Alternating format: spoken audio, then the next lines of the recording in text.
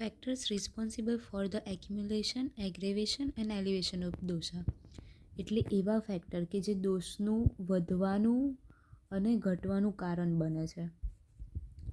તો અહીંયા દોષ આપેલા છે વાત પિત્ત કફ, ચય એટલે એક્યુમ્યુલેશન એટલે એની જગ્યાએ વધશે, પ્રકોપ એટલે બહુ જ વધી જશે અને સ્પ્રેડ થશે, અને પ્રશમ એટલે શાંત થઈ જશે, એલિવેશન. તો વાત ક્યારે વધવાનું ચાલુ થશે? તો કે વૃક્ષ એન્ડ અધર ક્વોલિટીઝ ઓફ વાત એસોસિએટેડ વિથ ઉષ્ણગુણ.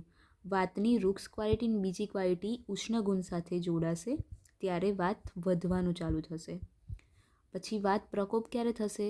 તો વૃક્ષ એ શીત ગુણ અને બીજા સાથે એસોસિએટેડ થશે, જોડાશે ત્યારે. અને પ્રશમ સ્નિગ્ધ એ ઉષ્ણગુણ સાથે એસોસિએટેડ થશે ત્યારે. હવે આને કેવી રીતે યાદ રાખવાનું છે કે વાતની પ્રોપર્ટી વૃક્ષ છે, તો વૃક્ષ અને બીજી અધર ક્વોલિટીઝ એ ઉષ્ણ સાથે જોડાશે ત્યારે એનો ચય થશે. પછી આમાં ખાલી સેમ બટ આ ઓપોઝિટ થઈ જશે, વૃક્ષ અને અહીંયા શીત થઈ જશે. અને પ્રસમમાં શું, જે પ્રકોપ છે ને એનું ઉલટું કરી દેવાનું. વૃક્ષનું ઓપોઝિટ ગુણ કયો થાય? સ્નિગ્ધ. અને શીતનો કયો? ઉષ્ણ. એ એનું થઈ ગયું. એવી જ રીતે પિત્તમાં કે તીક્ષ્ણ અને શીત લીધું તો અહીંયા તીક્ષ્ણ અને ઉષ્ણ લીધું, આનું ઓપોઝિટ થયું. અને પ્રસમમાં શું, પ્રકોપનું ઓપોઝિટ, તીક્ષ્ણનું શું થાય? મંદ. અને ઉષ્ણનું શું થાય? શીત. સેમ કફમાં સ્નિગ્ધ અને શીત છે તો અહીંયા સ્નિગ્ધ અને આનું ઉષ્ણ કરી દીધું. અને આમાં એનું ઓપોઝિટ, સ્નિગ્ધનું વૃક્ષ, ખાલી આમાં અહીંયા ઉષ્ણનું ઉષ્ણ રહેશે. તેવી રીતે આ યાદ રાખવાનું છે. અને ઓબ્વિયસલી જો વાત છે એના ગુણ શું છે? વૃક્ષ, લઘુ વૃક્ષ, એવું. તો વૃક્ષવાળું વધારે ખાઈએ એટલે વધવાનું ચાલુ થશે. પછી બહુ જ વધારે ખાઈશું તો એ બહુ વધી જશે, અને પછી એનાથી ઓપોઝિટ ખાઈશું સ્નિગ્ધ તો એ ઘટી જાય. સેમ એવું પિત્તમાં તીક્ષ્ણ એટલે શું? તીખું. બહુ તીખું ખા કરીએ તો વધી જાય. તીખું પહેલાં અને ઠંડુ કીધું એટલે થોડું વધ્યું, પણ તીખાની જોડે ગરમ વસ્તુ ખાવા લાગ્યા એટલે બહુ જ વધી જશે. પછી એનાથી ઉલટું ખાઈશું મંદ અને ઠંડુ એટલે શાંત થઈ જશે. કફમાં બી એવું, બહુ ચીકણું એટલે સ્નિગ્ધવાળું ઓઇલી અને શીત, ઠંડુ ખાઈશું ગળ્યું ને ઠંડુ આઈસ્ક્રીમનું બધું તો કફ વધી જાય.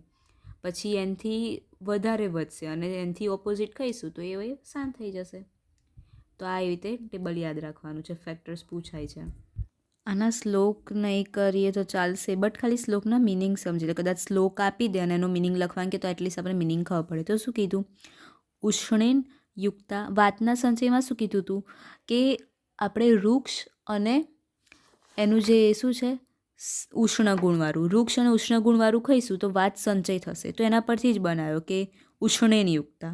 વૃક્ષ આદ્ય વાયો એટલે ઉષ્ણયુક્ત વૃક્ષ અને બીજા ક્વોલિટીવાળા વાયુ. કુર્વંતી સંચયમ એવું લઈશું એટલે વાતનું સંચય થશે. પછી શું કીધું કે વૃક્ષ અને શીત લઈશું તો પ્રકોપ થશે. તો શીતેન કોપમ ઉષ્ણેન સમમ, આટલું આ પ્રકોપની લાઈન થઈ. શીતેન કોપમ ઉષ્ણેન એટલે શીત લઈશું વૃક્ષ જોડે તો કોપ એટલે શું? પ્રકોપ થઈ જશે એનો. અને સમમ સ્નિગ્ધ આદયો ગુણા. સોરી, અહીંયા ઉપર સંચયમાં શું થયું કે વૃક્ષ જોડે ઉષ્ણ લીધું એટલે એનો સંચય થયો. હવે કોપમાં શું થશે? વૃક્ષની જોડે શીત લેશે, શીતે ન કોપ એટલે શીત લેશે એટલે કોપ, પ્રકોપ થઈ જશે. અને ઉષ્ણેન સમ સ્નિગ્ધ આદયો ગુણા એટલે હવે સ્નિગ્ધની જોડે ઉષ્ણ લેશે તો વાતનું સમન થઈ જશે. આવી રીતે શ્લોક બનાવ્યો છે. સેમ એવી રીતે પિત્તનો બનાવશે અને કફનો બનાવશે. તો આની ક્વોલિટી પરથી જ શ્લોક બનાવ્યો છે. શ્લોક મોઢે નહીં કરીએ તો ચાલશે, બટ મિનિંગ ખબર પડવી જોઈએ કે આ શ્લોક પૂછી લે કે આનો મિનિંગ લખો ક્વેશ્ચનમાં તો આવડવું જોઈએ. અને આ કીધું એ રીતના યાદ રાખવાનું છે. બેઝિક જ છે, ગુણ પરથી